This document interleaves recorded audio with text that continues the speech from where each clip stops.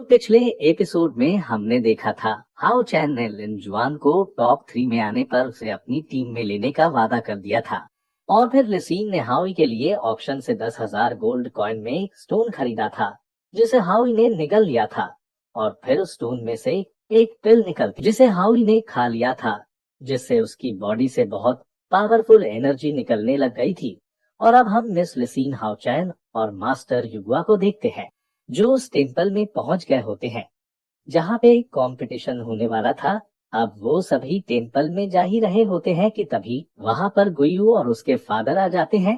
और जब गुयू हाउ चैन को ध्यान से देखता है तो उसे अपनी कुटाई याद आ जाती है और वो हाउ चैन को पहचान जाता है और गुस्सा होने लगता है और कहता है, मैं तुम्हें उस वक्त पहचान नहीं पाया जब तुम उस थेरेपिस्ट की मदद कर रहे थे, पर अब मैं तुम्हें नहीं छोड़ूंगा।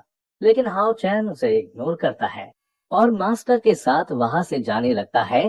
तो गुयू के फादर कहते हैं, तुम्हारी हिम्मत कैसे हुई थी कमजोर स्टूडेंट को डिमन हंटिंग कंपटीशन में भेजने की? क्या तुम्हारे अंदर दिमाग नहीं है?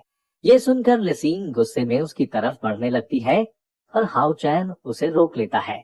और मास्टर युगवा गुयू के फादर से कहते हैं, तुम दोनों अपना मुंह बंद रखो और इतनी दुआ करो कि तुम्हारे बेटे का सामना हाउ चैन से ना हो।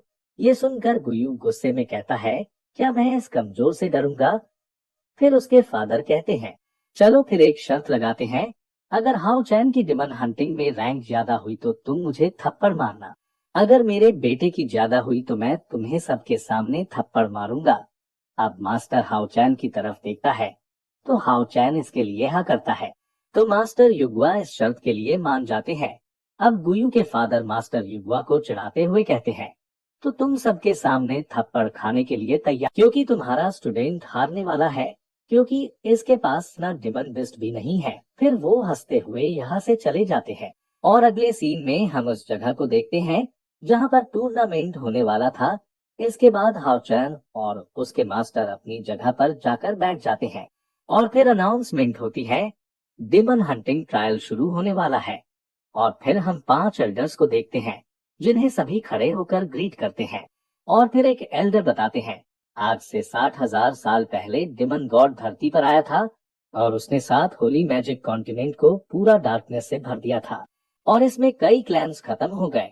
और तब से अभी तक हम पावरफुल नाइट बनकर इंसानियत को बचाने के लिए, गॉड्स को बचाने के लिए, टेम्पल की रक्षा करने के लिए और उसे बचाने के लिए जिससे हम प्यार करते हैं, इसलिए हम हमेशा इंसानियत को सुरक्षित रखेंगे, इससे कभी पीछे नहीं हटेंगे। और फिर वो बताते हैं, ये डिमन हंटिंग टूर्नामेंट सबसे पावरफुल नाइट्स को सेलेक्ट करने के लिए है, जिससे हम डिमन से लड़ सके और अपने घर को बचा सके। इसके बाद अरीना में एक गोल्डन और एक सिल्वर आर्मर पहने 2 वॉरियर्स आते हैं और उनसे फाइट करने एक पावरफुल रेड कलर का ड्रैगन आता है। और वो रेड ड्रैगन सिल्वर और गोल्ड आर्मर वाले वॉरियर्स पर अटैक करने के लिए तैयार हो जाता है। और एल्डर बताते हैं, हजारों सालों से डिमन हमें कोई नुकसान नहीं पहुंचा पाए हैं और हमें पूरा विश्वास है कि वो भविष्य में भी हमारा कुछ बिगाड़ नहीं पाएंगे और इंसानियत हमेशा कायम रहेगी और आप सभी ही हमारी इस जीत की कड़ी है। इसके बाद हम देखते हैं, गोल्ड और सिल्वर आर्मर वाले बंदे उस रेड ड्रैगन पर अटैक कर देते हैं और उसे खत्म कर देते हैं। और फिर एल्डर डिमन हंटिंग ट्रायल को शुरू करने की अनाउंसमेंट करते हैं। और फिर सेकेंड एल्डर कहते हैं, लगता है इस बार अच्छे वॉरियर्स आए हैं। तभी एल्डर की नजर एक ब्लैक कलर वाले वॉरियर पर पड़ती है, जिस पर एल्डर की नजर होती है। अब इस टूर्नामेंट का होस्ट सभी को बताता है, डिमन हंटिंग ट्रायल में आज हमारे फर्स्ट राउंड के लिए 138 लोगों ने साइन किया है।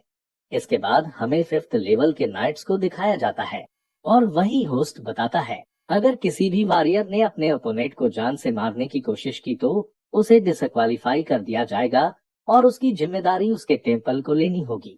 आज का मुकाबला बहुत शानदार होने वाला है क्योंकि सभी वॉरियर्स पूरी तरह से तैयार होकर आए हैं। और इसके बाद गेम स्टार्ट हो जाता है और फर्स्ट राउंड में हाउचैन का मैच होता है। इसके बाद रिसिन हाउचैन से कहती है, मुझे भरोसा नहीं हो रहा है कि फर्स्ट राउंड तुम्हारा ही है। फिर मास्टर और लिसीन हाउचैन का हौसला बढ़ाते हैं तो हाउचैन कहता है, मैं आपको निराश नहीं करूंगा, जो कहकर वो बैटल ग्राउंड में उतर जाता है। इसके बाद हम हाउचैन के अपोनेंट को देखते हैं और यहाँ सभी को एक्साइटमेंट होती है कि कौन जीतेगा, क्योंकि हाउ चैन और उसका ओपोनेंट दोनों ही लेवल 4 पर होते हैं। इसके बाद होस्ट उन दोनों को दोबारा बताता है, कोई भी किसी को जान से मारने की कोशिश नहीं करेगा तो उसे डिसक्वालीफाई कर दिया जाएगा। इसके बाद फाइट स्टार्ट हो जाती है और हाउ चैन अपने आर्मर और स्वॉर्ड को बाहर निकाल लेता है। इसके बाद हाउ चैन का ओपोनेंट कहता है, ये मेरा फर्स्ट राउंड है और मुझे अच्छे से लड़ना होगा। और फिर वो अपने सोल बिस्ट को बाहर बुला लेता है, जो कि एक स्नो यूनिकॉर्न होता है, जो अपने ओपोनेंट की स्पीड को स्लो कर देता है, जिसे देखकर वहां मौजूद सभी लोग हैरान होते हैं, क्योंकि ये पावरफुल सोल बिस्ट होता है। इसके बाद होस्ट हाउ चैन से कहता है, क्या तुम अपने सोल बिस्ट को बाहर नहीं बुलाओगे? जिस पर हाउ चैन मना कर देता है। ये सुनकर एल्डर शॉक होते हैं और कहते हैं, क्या इस लड़के के पास अपना सोल बिस्ट नहीं है? इसके बाद गुयू के फादर कहते हैं, मुझे तो पहले ही पता था, इस बेकार के पास इसका कोई सोल बिस्ट नहीं है, अब ये फाइट नहीं जीत सकता।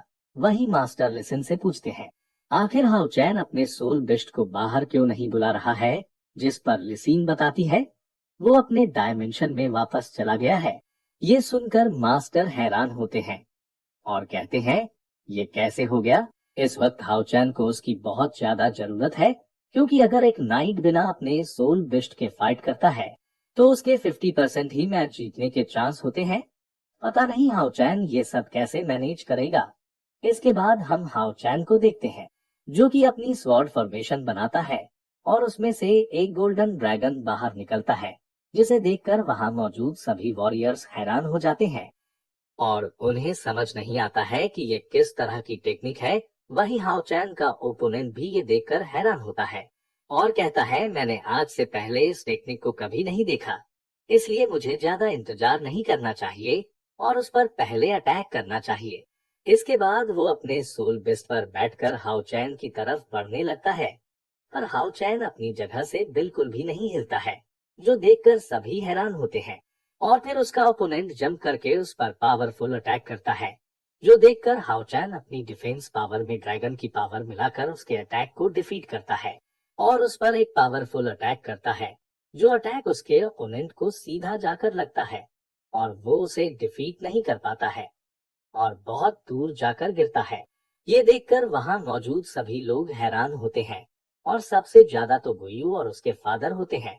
उन दोनों के मुंह फटे के फटे रह जाते हैं, क्योंकि उन्होंने नहीं सोचा था कि हाउ चैन इतना पावरफुल हो सकता है। इसके बाद हाउ चैन का ओपोनेंट दोबारा खड़ा हो पाता, उससे पहले ही हाउ चैन उसकी गर्दन पर सबूत रख देता है और फिर ये डिक्लेयर कर दिया जाता है कि हाउ चैन इस मैच को जीत गया है।